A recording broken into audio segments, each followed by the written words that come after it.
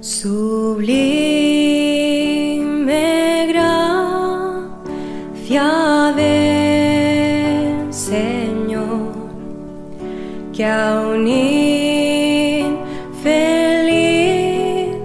salvó.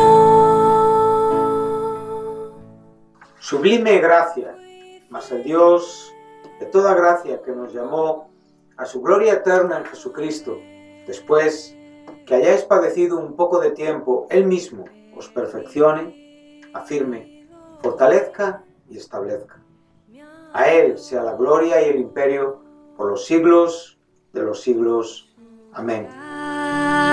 Gracia me enseñó a temer. Sublime Gracia es un programa que presenta breves reflexiones fundamentadas en la palabra de Dios. Es un deseo y necesidad de mi propio corazón de conocer más profundamente a este nuestro Dios de toda gracia que nos llamó a su gloria eterna en Jesucristo. Todas las semanas, en Luz a las Naciones, canal cristiano de comunicación, puedes seguir este programa y recorrer juntos el largo pero certero sendero de la palabra de Dios. Dios me salvó y mis cadenas ya Él rompió. Sublime gracia, porque de su plenitud tomamos todos y gracia sobre gracia. Perdón, sublime gracia, inmenso amor. Es un placer para mí saludar a los oyentes de Radio Luz a las Naciones en nuestra programación semanal titulada Gracia Sublime, programa desde el cual compartimos semanalmente con todos ustedes breves reflexiones, pensamientos que están fundamentados en la palabra de Dios y que tienen como objeto, como fin, la edificación de nuestras vidas espirituales. Como siempre, damos gracias a Dios por su palabra, damos gracias a Dios por poder hablar de ella, damos gracias a Dios por poder comprenderla con la importante, insustituible y determinante intervención del Espíritu Santo, el autor, el inspirador, el creador de esta palabra. A lo largo de los últimos programas estamos haciendo breves reflexiones acerca del Espíritu Santo en la información, en la propia revelación que la palabra de Dios nos da acerca de la tercera persona de la trina deidad de Dios, el Dios Espíritu Santo. Como hemos dicho, no hablamos de tres dioses, hablamos de un solo Dios indivisible, sustancia, en esencia, inmutable, pero a la vez revelado en tres personas que forman una unidad indivisible: Padre, Hijo y Espíritu Santo. Verdad que conocemos como el misterio de la Trinidad, una doctrina fundamental en la Iglesia, en el Nuevo Testamento, y una verdad que progresivamente ya también la podemos ver en las páginas del Antiguo Testamento. Pero sin esa revelación progresiva que la gracia de Dios nos ha otorgado y nos ha dejado para poder comprender y estudiar en su palabra, tendríamos mucha dificultad para poder comprender la totalidad de este complejo y profundo concepto y doctrina que es la trina deidad de Dios. En estos programas últimos estamos abordando y presentando al Espíritu Santo como una persona, haciendo un énfasis, como digo, en la plena personalidad del Dios Espíritu. Hemos ya dejado claro que en nuestra idea corporal para declarar a alguien una persona vemos que escrituralmente no es necesario un cuerpo físico tangible para ser una persona. Los ángeles son personas y evidentemente no tienen ese cuerpo como el nuestro. A veces hacen apariciones que son perceptibles a nuestros ojos, pero lo que habitualmente es ellos existen y nosotros no les vemos. El propio Jesucristo, antes de su humanización, también era una persona. Él era la segunda persona de la trina deidad de Dios, que llegó a ser hecho hombre. Él entró en el tiempo tomando forma de hombre, pero anteriormente a su humanización, él perfectamente era una persona, siempre fue una persona. De hecho, Dios nunca comenzó a ser. En él está ese atributo conocido como aseidad, que realmente él tiene en sí mismo la propia existencia, el ser, lo que ninguna criatura ha tenido ni tendrá jamás. Evidentemente, los propios creyentes que han partido, que han dormido en el Señor, como dice Pablo, usando ese eufemismo, ese lenguaje figurado, no tienen ahora mismo el cuerpo terrenal con el que andaban por esta tierra. Sus cuerpos ya han sido deshechos en los lugares donde han sido enterrados, pero saben, son personas, están en la presencia de Dios, y esa personalidad continúa con ellos esperando recibir esos cuerpos de resurrección que tendrán la misma personalidad que tuvieron aquí cuando anduvieron en esta tierra, solamente que serán cuerpos incorruptibles, cuerpos gloriosos. De la misma manera, el Espíritu Santo es una persona, y lo hemos visto ya, lo hemos mostrado y evidenciado a través de la propia Escritura en 3 detalles importantes. Hemos podido ver que él tiene virtud, ese término que es aretí, que se alterna en muchos casos con dunamis, que es poder, y que a veces tenemos que investigar un poquitín para poder diferenciar qué es lo que nos dice la gramática en el contexto que estamos leyendo. Como digo, a veces la palabra poder es virtud, tiene que ver con una característica del Espíritu Santo, y evidentemente en la personalidad de las personas está la virtud, y el Espíritu Santo tiene virtud, aunque siempre, como digo, todo desde la sustancia y la esencia divina, lo cual siempre supera y es mucho más perfecto que cualquier ser humano.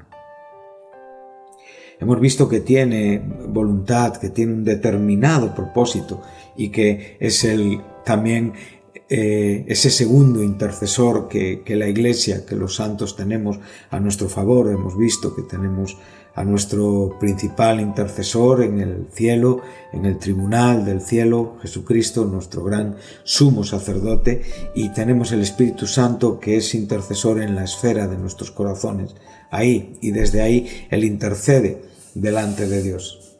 Como hemos enseñado y recordamos en Romanos 8, en el verso 27, si no me equivoco, pues nos encontramos con esta declaración del apóstol Pablo, donde se nos enseña que el Espíritu Santo intercede delante de Dios. Él realmente sabe lo que sabe el Padre, que escudriña nuestros corazones. Entonces, conforme evidentemente a esa debilidad y a nuestra propia condición de a veces no saber orar como conviene, pues Él, conforme a la voluntad de Dios, intercede por todos los santos.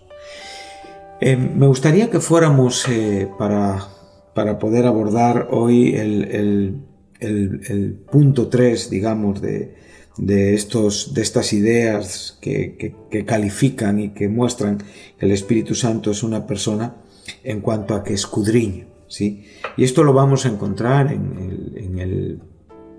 lo tendríamos también en Romanos 8, en ese capítulo donde acabamos de estar, pero hoy lo vamos a ver desde la primera epístola de Pablo a los Corintios, en el capítulo 2, en el versículo 10. Dice así el apóstol, después de citar ese texto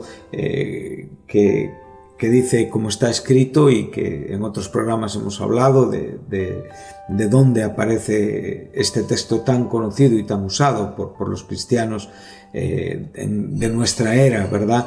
Cosas que ojo no vio, ni oído yo, ni han entrado al corazón del hombre, son las que Dios ha preparado para los que le aman. Bien, sabemos que estas cosas que ojo no vio, que oído no oyó, ni han subido, ni han sido entendidas en el corazón de ningún hombre por la propia posibilidad y capacidad humana, son las que Dios ha dispuesto, ha preparado, ha predestinado desde antes de los siglos para nuestra gloria, para aquellos que le aman, o sea, aquellos que han sido alcanzados por el bendito y glorioso Evangelio de Jesucristo. O sea, estas son las cosas que todavía no habían subido, ni habían sido oídas, ni habían sido vistas.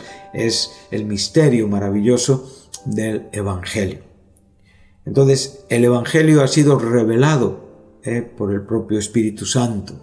Y este Espíritu Santo es aquel que escudriña, que sabe, que conoce, que examina, que investiga las profundidades de Dios. En contraste con aquella idea de profundidad, porque aquí el término profundidad es una metáfora, ¿sí?, que nos está enseñando esos aspectos inalcanzables, ¿no?, como podríamos decir en Romanos 11, 33 y 36, cuando el propio apóstol Pablo dice: «Oh profundidad de las riquezas y de la sabiduría y del conocimiento de Dios, cuán insondables son tus juicios e inescrutables tus caminos». Pues, ¿quién ha conocido la mente del Señor? Bueno, claramente tenemos la respuesta haciendo un paralelismo con el propio texto de Corintio. ¿O quién llegó a ser su consejero? Humanamente, ningún hombre, pero el Espíritu Santo, Él sí conoce la mente de Dios. El Espíritu Santo conoce los pensamientos de Dios. Entonces, como digo, nadie ha conocido la mente, humanamente hablando, nadie ha aconsejado, humanamente hablando, nadie le ha dado a él primero, humanamente hablando, nadie ha generado o ha tenido que obligar a Dios a actuar como en una forma recíproca en cuanto a responder con agradecimiento o recompensar. Él es Dios, entonces Él nunca siente una obligación más allá de lo que es su propia voluntad. Entonces, porque de Él, por Él y para Él son todas las cosas, a Él sea la gloria para siempre. Amén. Entonces, bueno, podemos ver que esta profundidad que a veces, en la propia idea histórica y cultural de la vida del apóstol Pablo, cuando escribió estas epístolas, sabemos que había tendencias de carácter gnóstico, ideas que se introdujeron en el cristianismo, que buscaban una profundidad que realmente no estaba en la propia dirección y voluntad del Espíritu Santo.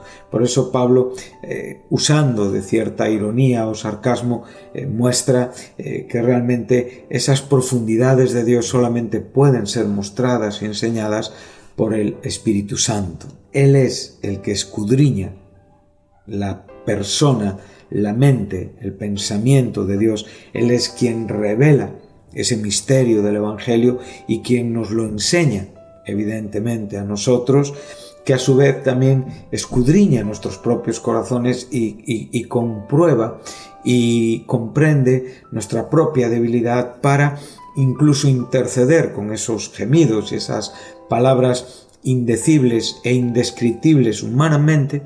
Debemos de recordar las propias palabras del apóstol Pablo cuando en esa visión que él tuvo, en esa experiencia estática que él tuvo, que nos enseña en la segunda carta a los Corintios, en el capítulo 12, donde dice que él en esta experiencia oyó palabras que son totalmente inexpresables. Él dice que fue arrebatado al paraíso, versículo 4, capítulo 12, segunda carta a los Corintios, donde oyó palabras inefables que no le es dado al hombre expresar. Estas son las expresiones que el Espíritu Santo presenta delante de Dios. Es un lenguaje divino que tanto el Hijo como el Padre, como el Espíritu Santo comprenden y entre ellos hablan, y que está lejos de ser alcanzado, comprendido y entendido por criaturas mortales y terrenales como nosotros, aún en condiciones de una nueva existencia, aún en condiciones, como dice el apóstol Pedro, de estar participando de la naturaleza divina. Por lo tanto, debemos de aceptar, debemos de comprender la importancia, ¿no?, de esta profundidad y no ser orgullosos o a veces pretenciosos o incluso a veces pasar la raya de aquello que pensamos que entendemos y que en definitiva es más un buen deseo o incluso, como digo, una ambición que no va marcada por la humildad. Hermanos, tengamos cuidado con estas cosas y seamos humildes ante Dios y ante su palabra. Temblemos y seamos constantemente dependientes de esa información que únicamente el Espíritu Santo nos puede dar. Por lo tanto, estamos viendo que esta personalidad que tiene es en función de este escudriñar. Él nos lo revela, o sea, nos lo muestra. Por primera vez ese término apocalipsis, ¿verdad?, del verbo apocalupto, que nos habla de esconder, cubrir, que es el verbo sin el prefijo a, pero con el prefijo a es descorrer el velo, es revelar. Entonces, este Espíritu Santo que nos revela y nos enseña todas estas verdades maravillosas y estos misterios maravillosos es el que escudriña a Dios para de Dios enseñarnos a nosotros. Bueno, estas palabras me recuerdan a las propias palabras de Jesús, ¿no?, en esos sermones entre el capítulo 13 y 16 de Juan, ahí en el aposento alto, también pues yendo hacia el huerto de Getsemaní. Bueno, pues todos esos momentos que Cristo vivió con sus discípulos y entre muchas cosas les habló del Consolador, del Paracleto, del Espíritu Santo. Y dice en Juan 14, 26, pero el Consolador, el Espíritu Santo, a quien el Padre enviará en mi nombre, Él os enseñará todas las cosas y os recordará todo lo que os he dicho. O sea, Jesucristo nos enseña que Él toma evidentemente tanto del Padre como del Hijo y lo hace saber, lo enseña. Esto es algo maravilloso, ¿no? Pues, como digo, el Cristo garantizó por medio de este Espíritu Santo no solamente la claridad de todo lo que estaba sucediendo, sino también la claridad de esa guianza a toda verdad. Esto lo enseña un poquito más adelante en el capítulo 16, en el versículo 13, porque dice que hablará todo lo que oyere del Padre, todo lo que oyere del Hijo, y hará saber todas esas cosas que habrán de venir. Entonces esto es maravilloso porque, bueno, en cierta manera nos muestra este aspecto escudriñador y enseñador del Espíritu Santo. O sea, esta palabra escudriñar es un término que nos habla de examinar, investigar, saber, escudriñar. Podríamos verlo en la primera carta de Pedro, en el versículo 11, cuando se nos está hablando que el propio Espíritu de Cristo que estaba en aquellos hombres que trataban de comprender y entender los sufrimientos y las glorias que seguirían a Cristo. Y esto por medio, como digo, del Espíritu de Cristo que estaba en ellas. Y ese Espíritu de Cristo que estaba en ellos estaba relacionado, estos sufrimientos y estas glorias les fueron reveladas no para sí mismos, sino para nosotros. Estaban administrando cosas que ahora nos son anunciadas y predicadas por el Evangelio y por medio del Espíritu Santo enviado del cielo, cosas que aún los propios ángeles admiran. Por lo tanto, Aquí vemos la relación que tiene evidentemente el Espíritu Santo con la propia información divina.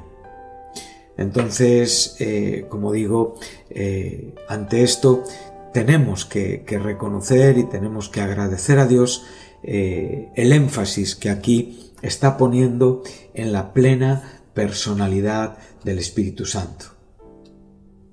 Bueno, podremos verlo en Isaías 63:10, donde el propio profeta, y en el Antiguo Testamento, aquí nos habla con claridad en cuanto a la rebelión, en cuanto a al pecado del pueblo de Dios, y dice que contristaron, entristecieron, una vez más, una evidencia de su personalidad, por lo cual Él se convirtió en su enemigo y peleó contra ellos. Dios nos guarde de tener a Dios como nuestro enemigo. Sabemos que por la gracia de Dios somos salvos de la ira venidera, y eso es porque estamos en una condición propicia.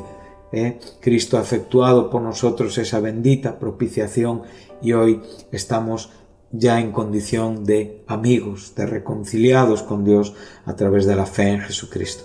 Es el propio Pablo que enseña en Efesios 4:30: no entristezcáis al Espíritu Santo de Dios, por el cual fuisteis sellados para el día de la redención. Hablaremos de ser contristado un poquito más adelante. Hoy lo que tenemos en la reflexión de hoy pues tiene que ver con esto, con el escudriñar, con este énfasis que estamos poniendo en la plena personalidad de Dios, que es constante, ¿no? Incluso en todo este contexto que es objeto de nuestro estudio. Por lo tanto, vamos concluyendo: los hombres, los medios de los hombres son totalmente inadecuados. Somos incapaces de conocer a Dios, de conocer las cosas, los planes de Dios.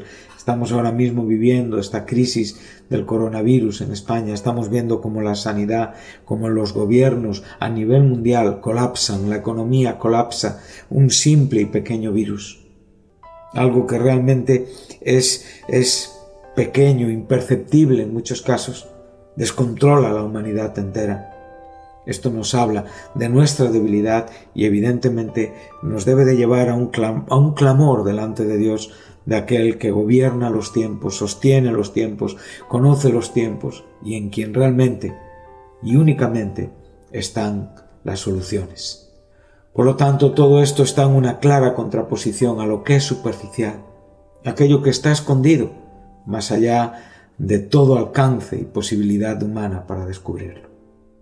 Y por eso el Espíritu Santo, la bendita persona del Espíritu Santo, es quien nos trae, como bien nos enseña Juan, donde hemos estado entre los versículos 7 y 14. Jesús dice: yo os digo la verdad, os conviene que yo me vaya, porque si yo no me voy, el Consolador no vendrá a vosotros. Pero si me voy, os lo enviaré. Y cuando Él venga, convencerá al mundo de pecado, de justicia y de juicio. Esto está relacionado con la obra de Cristo en la cruz. Es como cuando dice Jesucristo: y cuando el Hijo se ha levantado, a todos atraeré a mí mismo. O sea, va a haber un testimonio, una evidencia clara de quién era y de quién es el que murió en esa cruz.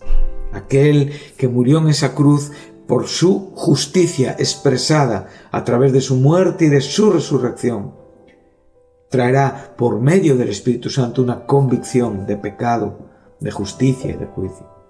De pecado porque el mundo es incrédulo y no cree en Cristo.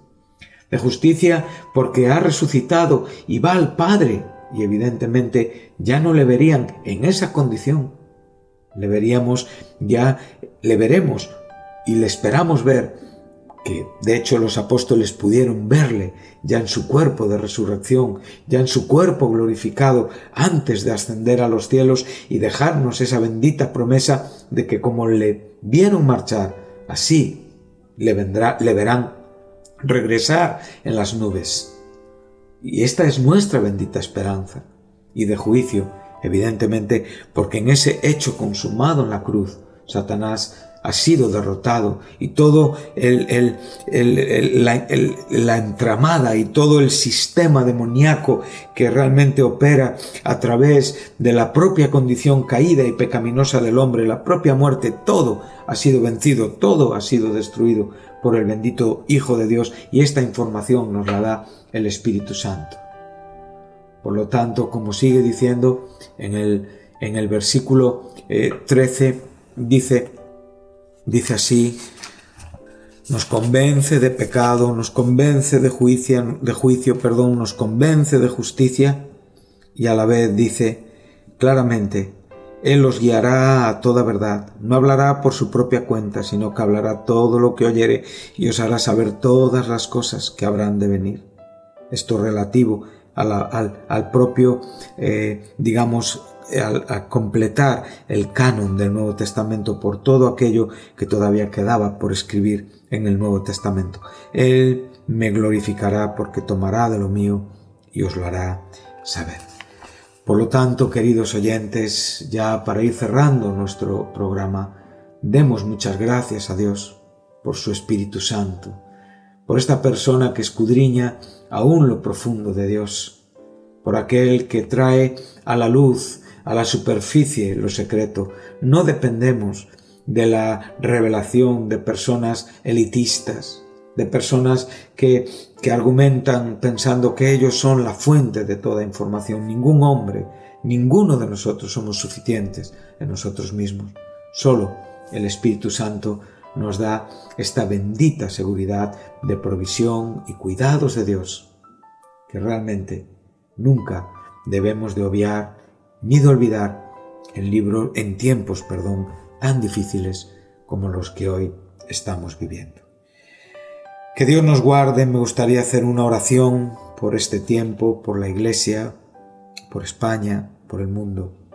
Que Dios nos guarde y que realmente miremos hacia el cielo, esperando de ahí nuestro socorro y, por supuesto, esperando toda interpretación que viene a través de la bendita persona de la trina deidad de Dios, el Espíritu Santo. Que Dios les bendiga y que el Señor nos ayude y nos guarde de todo lo que viene a este mundo. En su nombre precioso. Amén.